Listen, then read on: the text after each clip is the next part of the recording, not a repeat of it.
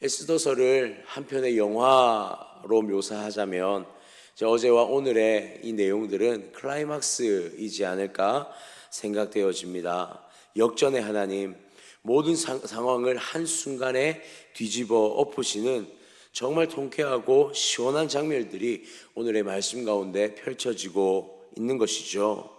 모든 일들을 이 유다인들을 말살시키라 했던 이 하만의 계획은요, 그의 죽음을 통해서 모든 것이 다 무너지고 맙니다.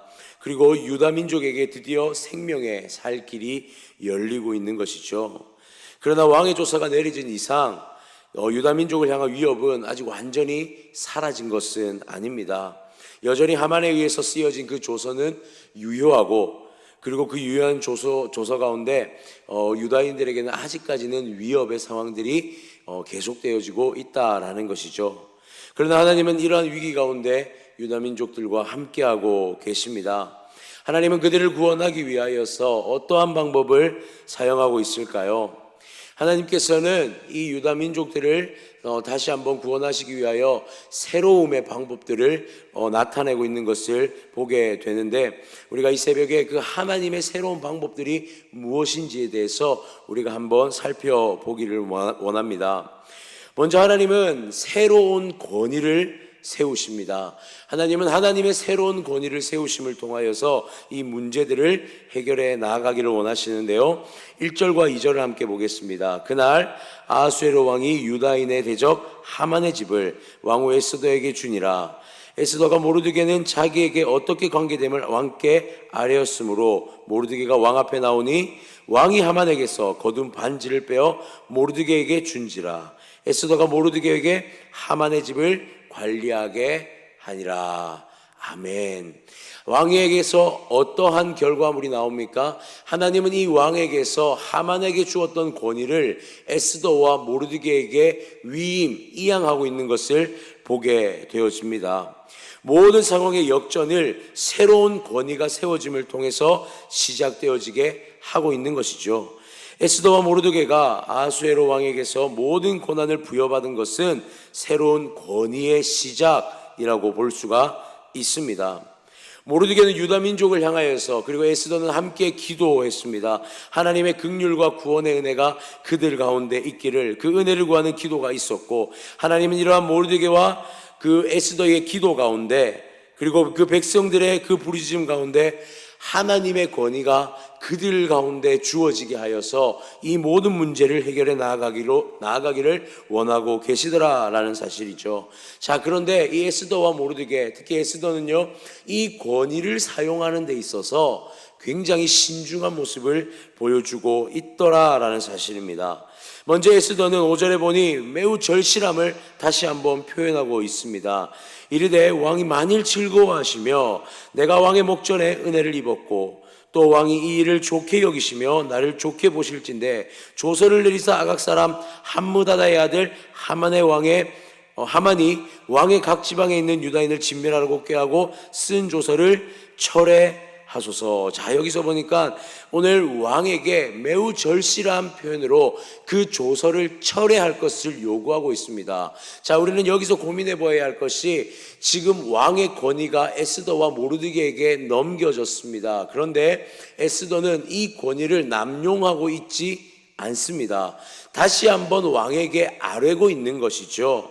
특히 5절의 말씀에 조금 우리가 잘 살펴보아야 할 것은, 에스더의 이 지혜, 왕의 목전에서 그가 은혜를 입었다라는 그런 표현을 사용하고 있습니다. 5절 상반부에 있죠. 왕이 만일 즐거워하시면 내가 왕의 목전에서 은혜를 입었고, 그가 은혜를 입었다라는 말을 표현하고 있고, 또 한 가지는 무엇이냐면 하만을 언급하는 데 있어서 하만 그 한 사람의 이름을 언급하는 것이 아니라 그의 아버지의 이름을 다시 언급하고 있다는 것, 또 나아가서 이 모든 위기가 하만으로 인하여서, 이것이 철저하게 하만으로 인하여서 일어난 일이라는 것을 왕에게 아뢰고 있는 것을 보게 되어집니다. 이것은요, 결코 단순히 그냥 에스더가 하는 말들이 아닙니다. 이것은 이 안에는 에스더의 지혜가 담겨 있고 에스더의 절실함이 담겨져 있는 방법이다라고 볼 수가 있는 것이죠. 왜냐하면 자, 엄밀히 따졌을 때 하만에 의해서 온 전역에 퍼졌던 조서는 왕의 직인이 찍힌 조서였습니다. 한마디로 그 조서의 책임은 하만이 세운 계획이긴 하지만 누구에게 있는 책임입니까? 최종 결정권자였던 아하수에로의 책임이 분명히 있는 조서였다라는 것이죠. 즉 유다 민족의 그 위기는 아하수에로 왕의 결정에 의해서 생겨난 위기라는 것을 분명히 우리는 알고 있지만 오늘 에스더는 이것을 누구에게 모두 전가시키고 있습니까? 하만에게 다 넘기고 있더라는 것이죠. 이 앞에 일어난 하만의 계획들이 결코 아하수에로 왕의 당신의 결정이 아닙니다라는 것, 아하수에로 왕 당신에게는 책임이 없습니다라는 것을 은연중에 나타내고 있더라라는 사실입니다. 즉 에스더는 자신에게 주어진 권위를 남용하거나 자신의 방법으로 사용하지 않고 그 권위를 지혜로 사용하고 있는 것을 보게 되더라는 사실이죠. 이 페르시아의 법령에 따르면 한 번 왕의 인장이 찍힌 조서는 결코 되물릴 수가 없습니다. 8절에 볼까요? 너희는 왕의 명의로 유다인에게서 조서를 뜻대로 쓰고 왕의 반지로 인을 칠지어다. 왕의 이름을 쓰고 왕의 반지로 인친 조서는 누구든지 철회할 수 없다라고 성경은 분명히 말하고 있습니다. 즉 아하수에로 왕의 반지의 인장으로 지켜진 이것은 철회될 수 없는 조서이기에 이 부분에 대하여서 다시 방법을 강구하는 것을 에스더는 자신이 바로 도장을 찍거나 모르드게가 도장을 찍어서 결정하는 것이 아니라 이 모든 권한이 당신에게 있습니다라는 이 권위를 다시 아하수에로 왕에게 위임함을 통하여서 자신들에게 준 권위를 가장 적절한 지혜로 사용하고 있었다라는 사실인 것이죠. 자, 이제는 우리는 기억해야 합니다. 하나님의 사람은요, 하나님께서 주신 그 권위를요 결코 남용하지 않습니다. 하나님께서 우리에게 주신 권위는, 하나님의 사람에게 주신 권위는요 하나님의 지혜라는 사실을 우리는 기억해야 할 줄 믿습니다. 잠언 2장 7절에는 이렇게 기록합니다. 그는 정직한 자를 위하여 완전한 지혜를 예비하시며 행실이 온전한 자에게 방패가 되시나니. 아멘. 하나님은 하나님의 정직한 자들에게 위기가 있을 때에 그 방패로서 무엇을 준비하시냐면 지혜를 준비하신다라고 성경은 기록하고 있습니다. 즉 하나님께서 우리에게 그 상황을 해결할 수 있는 능력과 권세와 권위를 주시는 것은 그것을 우리가 마음껏 남용하라고 주시는 것이 아니라 그것을 통하여서 하나님의 지혜를, 하나님의 방법을 드러내고 지혜 있게 사용함을 통하여서 또 누군가를 세우는, 아하수에로 왕을 에스더가 세워준 것처럼 세움을 통하여서 문제가 해결될 수 있도록 하나님은 그 상황들을 원하고 계시더라는 사실이죠.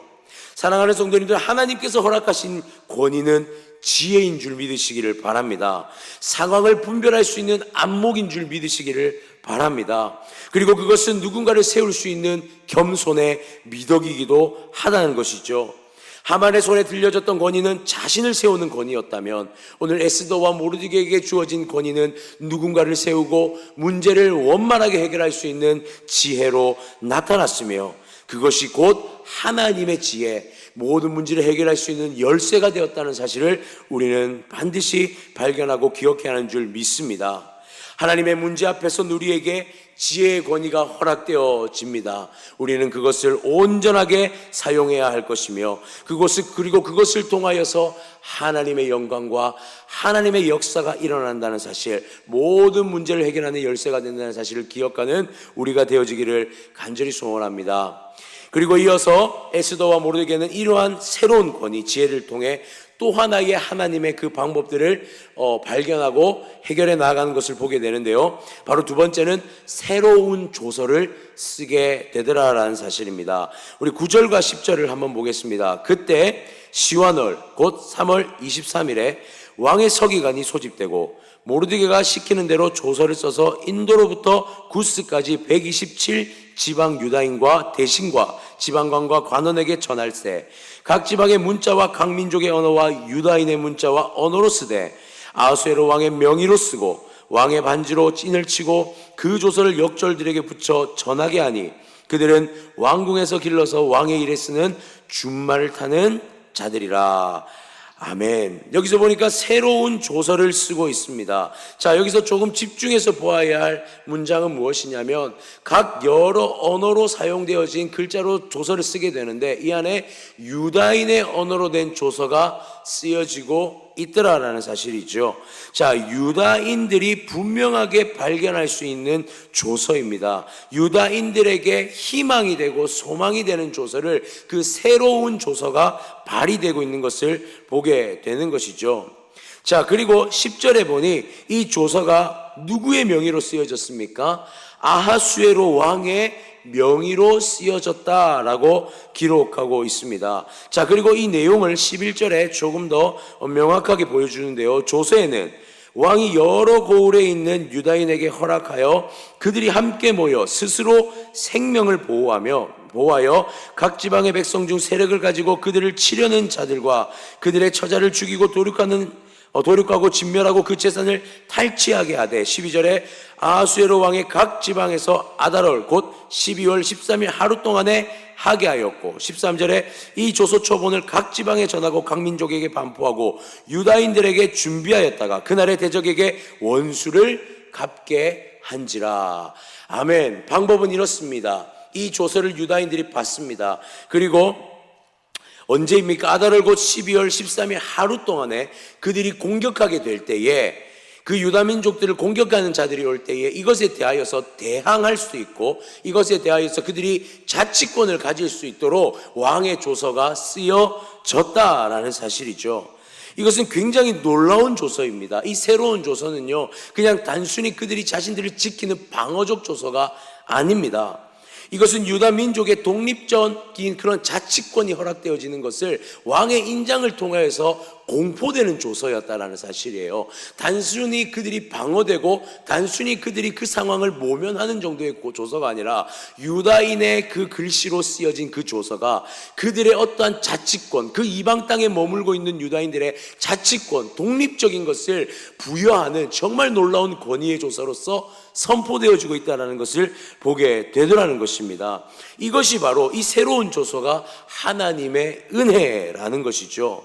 무엇보다 왕이 여러 고을에 있는 유다인에게 허락하였다라는 것, 유다인으로 대적에게 원수를 갖게 한 그 모든 상황을 허락한 이 아수에로 왕의 권위가 담긴 이 조서를 통해서 하만이 사용했던 권위와는 다른 이 다시 한번 모르드게와 에스더가 사용한 이 권위가 얼마나 놀라운 지혜였는지, 그 조산의 내용의 지혜였는지를 또 한 번 보게 하더라라는 사실입니다. 한마디로 이 조서의 모든 내용은 철저히 왕이 보장하는 것이고 철저히 왕의 권세가 담겨 왕의 이름으로 유다를 보호하게 하시는 하나님의 놀라운 역사가 담겨져 있는 새로운 조서다라는 것, 그리고 이것을 통해서 이 상황이 완전히 역전되었다는 것을 분명하게 보여주고 있더라라는 사실입니다.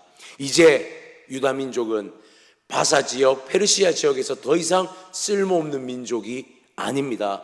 진멸되어야 할 민족이 아닙니다.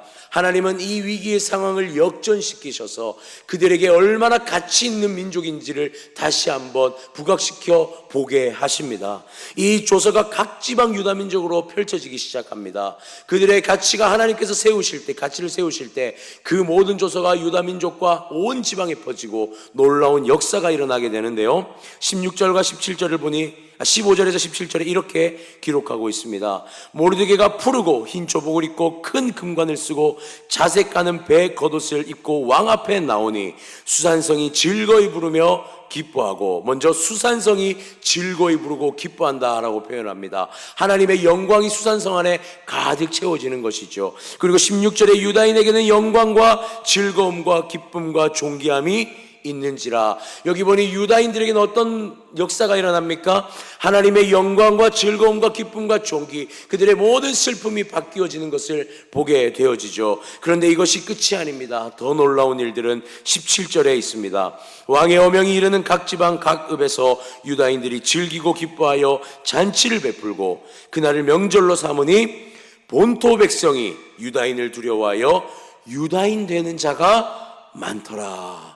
아멘. 이것이 놀라운 하나님의 역사입니다. 이스라엘 민족, 유다 민족들 안에 잔치가 벌어집니다. 기뻐함이 선포됩니다. 그런데 그것을 바라보던 다른 민족들이 하나님 앞에 돌아오고 있는 장면이 마지막 가운데 선포되어지고 있는 것이죠.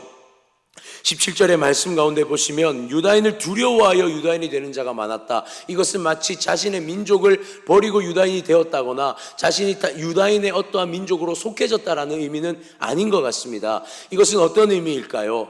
이들이 하나님의 그 놀라우심의 지혜를 보고 하나님의 그 행하심을 보고 경외함이 솟아난 것이죠. 하나님이 참 하나님이시라는 것을 알게 된 것 같습니다. 그리고 하나님을 믿는 하나님의 사람으로 나오게 되더라는 것입니다. 사랑하는 성도님들, 하나님의 지혜가 있는 곳에 무엇이 있습니까? 구원의 역사가 나타나는 줄 믿습니다.